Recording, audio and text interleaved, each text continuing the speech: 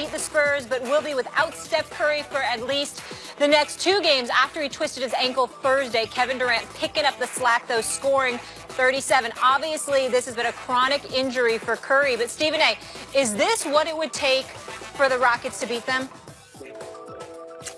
It would help, no doubt about it, but I'm not going to, even without Steph Curry, I'm not going to just concede that the Rockets would win the West. And that's no disrespect to the Houston Rockets. It's about the Golden State Warriors. I'm looking at a guy like Klay Thompson, and I just am of the mindset that this is a guy that is just not appreciated. We know the superstar that Kevin Durant is. We know that. There is no debating that, no question about it, okay? Chemistry and cohesiveness comes into play because a vast majority of these guys on the Warriors have been playing together for years, and David West has fit in nicely along with Swaggy P. Nick Young coming off the bench and providing a spark from the perimeter. But the third wheel on the Golden State Warriors is Klay Thompson, and that's the whole premise of my argument. I really think people do not appreciate how great this guy is as a shooter. He is one of the greatest shooters in NBA history. Now, he's a third wheel, averaging 19 a game, shooting 49% from the field, 44.6% from three-point range. And not only that, he defends. Not only does he defend, he's capable of playing with his back to the basket. He's not just some spot-up shooter or somebody that's popping off screens and launching. There are plenty of occasions where he is capable of backing down guards and scoring with his back to the basket. This is Klay Thompson. So when I think about Steph Curry being out of a game, I understand that Steph Curry being out of the game. I understand what a superstar Steph Curry is, Max. I truly get it. He's a 2-time league MVP, not to mention a 2-time champion, and the greatest shooter in the history of basketball. I understand losing him is not a plus. But what I'm saying is this level of disrespect or lack of respect for Klay Thompson is what rakes my nerves with people. They're acting like all of a sudden, if Steph Curry is gone, where are you going to get shooting from? Kevin Durant and Klay Thompson. That'll help. And I think that's what needs to be recognized. Stephen A., do you remember The Odd Couple, the sitcom? Of course, Jack Klugman and Tony Randall, Felix and Oscar. Yeah.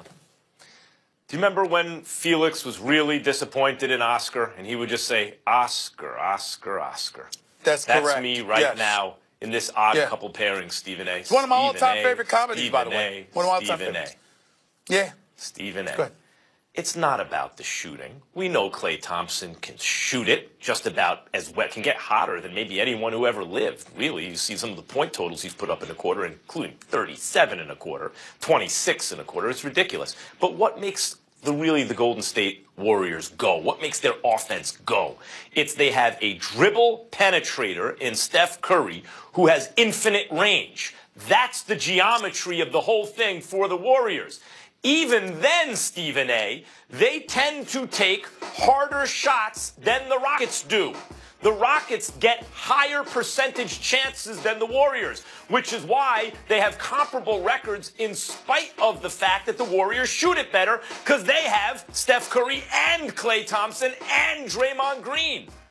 The Rockets have, as I've been belaboring this point the last couple of days, 2 elite dribble penetrators who can not only take you off the dribble, but can also shoot it. They're elite decision makers and finishers. The Golden State Warriors have one of those guys, and he is the key to the engine of the entire team. Now you're going to say the Golden State Warriors have none of those guys? That means they also have no chance to beat the Rockets 4 out of 7. Stephen A., even with Steph Curry, I think we're about at the point where we need to start asking, not can the Rockets beat the Warriors, but can the Warriors beat the Rockets? Whoa. But without Steph Curry, who's going to do that job? Because it's a job you need done. Who's going to do that job? Well, I'm sorry, Max Kellerman. Is this dude, Kevin Durant? I mean, I guess he's your point guard? I bet that if Kevin Durant needed to be, he could. If he needed to be, he could. Good luck. He couldn't do that, Max? Hold on, Max. No. You saying, I understand what, I'm asking a question. I understand what you're saying about CP3 and James Harden. No one's disputing that. But you said the only person the Warriors have that can do that is Steph Curry. Kevin Durant can't do that? Elite at taking you off the dribble, like in isolation, everything. Infinite range, elite decision maker and passer with the ball and finisher in the paint. No, that doesn't describe Kevin Durant. He's not a point forward. He's a forward. He's a scoring forward. Can he do it? Can Klay Thompson do it? Talking. Yes. Keep talking. But You're going to have your basketball license stripped. I would like Durant doing that. You're going to have your basketball license stripped. I'm trying to tell you right now. I mean, you're losing all street cred with this argument here. Kevin Durant, who religiously takes dudes off the dribble, who religiously isos whenever he wants. Sure. You're saying he can't do that. That's what you're saying. I'm saying if you have Kevin Durant playing Steph Curry's role, the Warriors are in trouble. It's not that he's incapable of doing it. As I say, Klay Thompson can also put the ball on the floor and make decisions, not to the extent that Kevin Durant can, but that's what you want them to do if you're the opposing defense. And in terms of Klay Thompson posting up, Stephen A., the Rockets bait teams into taking those kind of percentage shots. In other words, the two best shots, as we see in modern basketball, this is the triumph of the geeks. This is the triumph of Moneyball in, as they say in basketball, of Daryl Morey, of Mike D'Antoni even, is you got two shots you're looking to take. The three, because you get extra points for it, and it's wide open, the percentage is even that much lower, and the dunk, because it's like almost 100% certain you're going to score those 2 points. The mid-range shot, the long two, or the two that you have to fight for, is what the Rockets want you to do. So I'm sure they'll be thrilled if Klay Thompson is trying to post guys up. I mean, that's what the Rockets want you to do.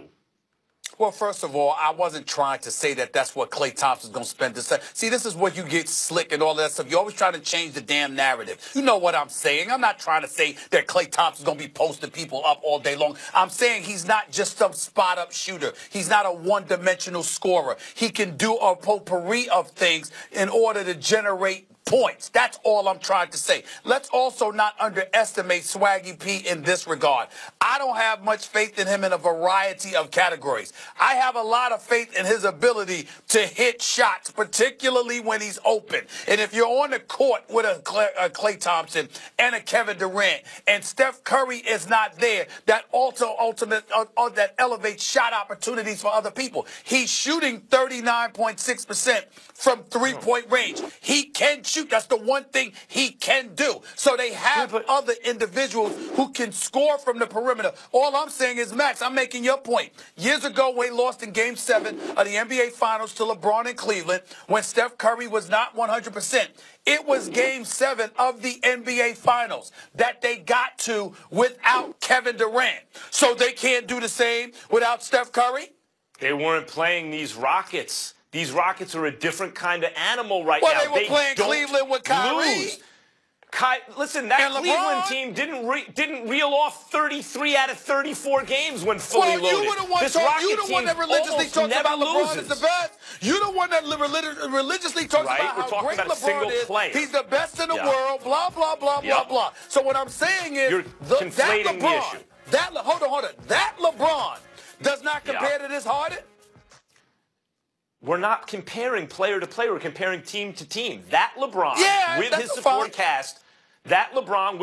cast, did not present the threat that this Rockets team does. That's correct. That's what I'm saying. And as far as your Swaggy P point goes, the fact that Swaggy P gets significant minutes for them, the fact that Swaggy P gets significant minutes for the Warriors is an argument against the Warriors. And the idea that without Steph, and the idea that without Steph, he's going to get better looks. The whole point is the whole team gets worse looks without Steph. Because the threat of the infinite three isn't there, and the dribble penetration isn't there the same way. All that reading and you ain't watching, because let me tell you something right now. I hear your argument about Nick Young and any other team, but for the Golden State Warriors, he is perfect for that squad.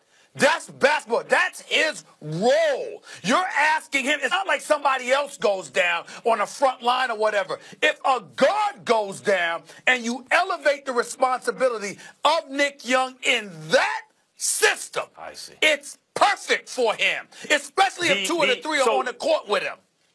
the absence of Steph Curry, one of the trade-offs that could work for you is more Nick Young. Less Steph Curry, more Nick Young. That's somehow going to work out for the Warriors? No, that's Stephen not what A. I'm saying.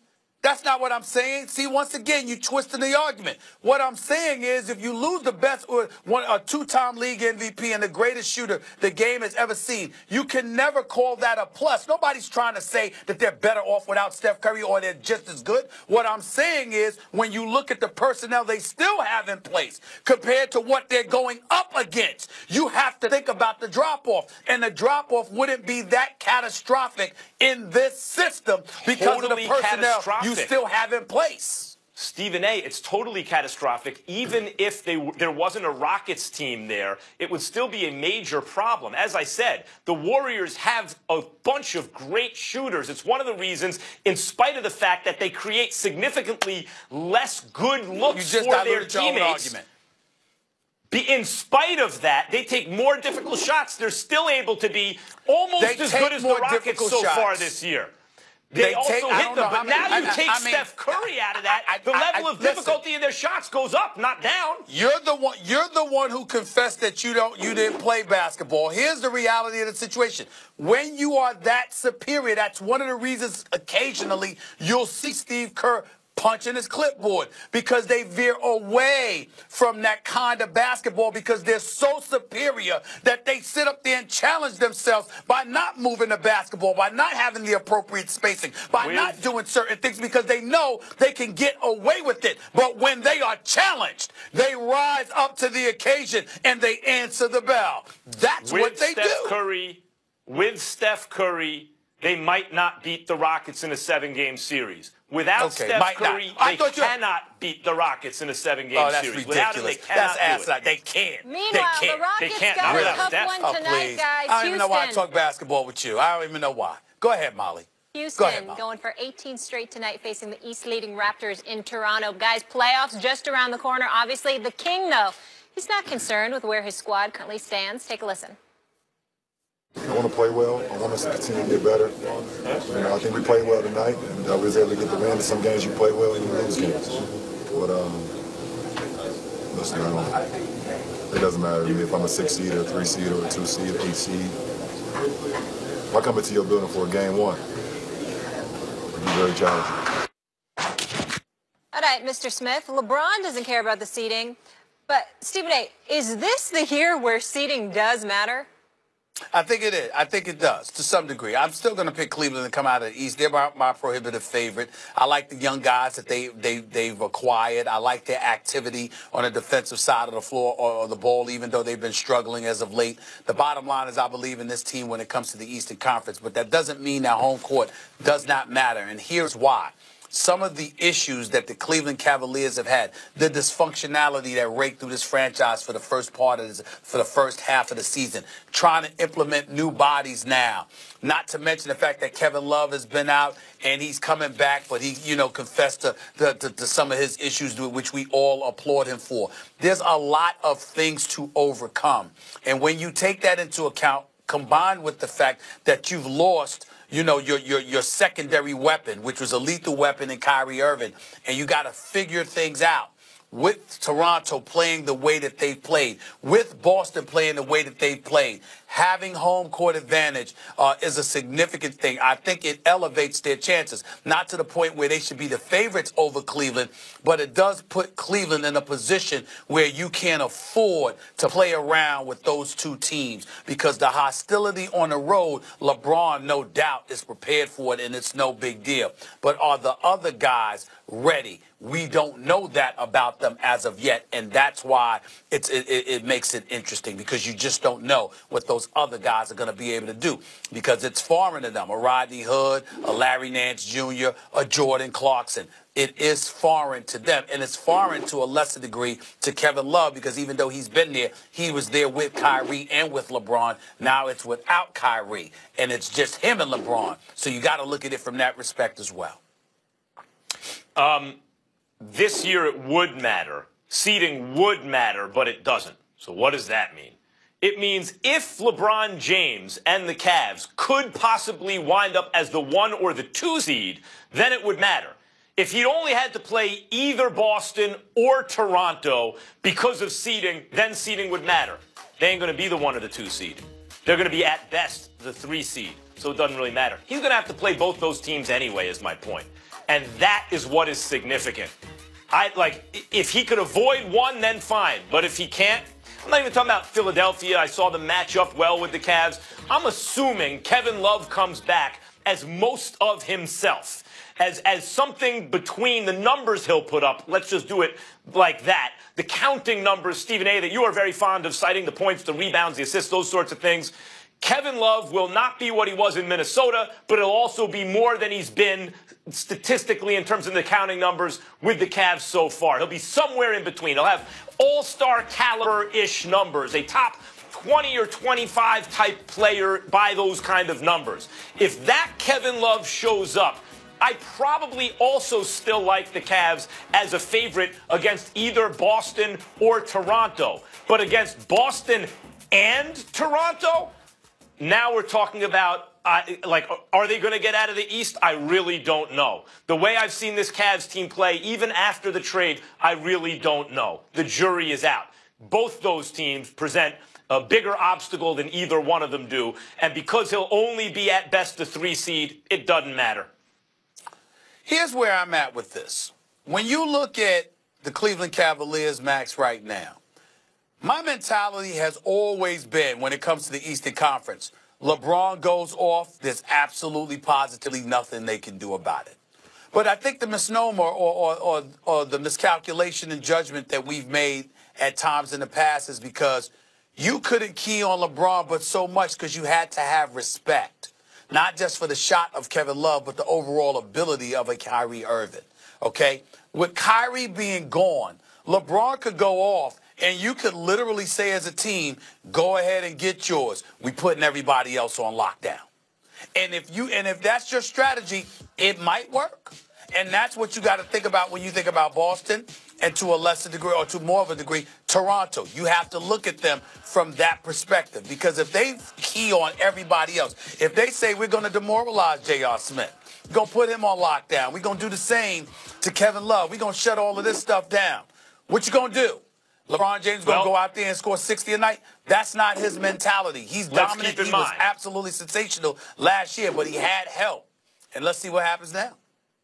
Let's keep in mind, even on the road, if you're talking about seeding in terms of home court, LeBron James in Game 7 against the 73-win team came through big time. So did Kyrie, yes, but largely, mainly, that was LeBron James carrying that team. He had help, but he was the #1 factor, and I thought he should have been the MVP even had they lost. But keep in mind, Stephen A., that they put Kyrie and Kevin Love on lockdown the year before, and by they, I mean like the Fates, because neither one were in the finals. And LeBron, with nothing but J.R. Smith or Matthew, at the time, Matthew Dellavedova. And it wasn't good enough. That was the second best player. But he won 2 games from a Warriors team that was significantly better than this Celtics or Raptors team. LeBron, and a cast that did not belong in the finals, did win 2 games. That's not fair. That's not fair, because here's why. The Warriors were just learning how to win. That was their first title. So it wasn't like they were this experienced championship juggernaut that they ultimately came to be 2 years later, the next 2 seasons. This was the first go-round. That was the Warriors' first trip to the NBA Finals. They were a completely different team than they were when they won 73 games. They were a completely different team than they were when they won last year with Kevin Durant. That first year, they were trying to figure out and learn how to win themselves. But they look like the best team in basketball, Stephen A. Yeah, Heading into the finals, they look like the best team in basketball. Well, wait a minute. But wait a minute. If you recall, everybody was waiting, because you were in L.A. at the time doing Afternoon Drive with our brother Marcellus Wiley. Everybody was aching for the Clippers to go up against the Warriors because they hated one another. They were heated rivals, and they were nipping and tucking. They were nipping and tucking at one another. What happened was the Clippers were up 3-2, collapsed in that Game 6 against Houston with James Harden on the bench and Dwight Howard in a lineup with Corey Brewer and those boys, and they came back from a 19-point deficit and outscored the Clippers like 49-9 the rest of the way. So it was a collapse. Well, you're describing by the what Clippers. happened. You're describing No, what happened. What I'm saying is by the time the finals... Warriors didn't look. Hold on. The Warriors didn't look. You didn't look at the Warriors and go like this. Oh, they look at like the best team in the world at that time. It was a toss-up as to who was going to win what. Right. But I'm not saying they looked unbeatable, but the Warriors... All things considered, I believe they entered the finals the favorite, and the Warriors looked like the best team in basketball. As good as Toronto and the Celtics have looked at various times this season, no one's ever confused either one of them as the best team in basketball this year. It's not quite the same. And LeBron took that Warriors team, won 2 games with Dellavedova as his second best player. With Kevin Love as his second best player, he should do better against lesser teams.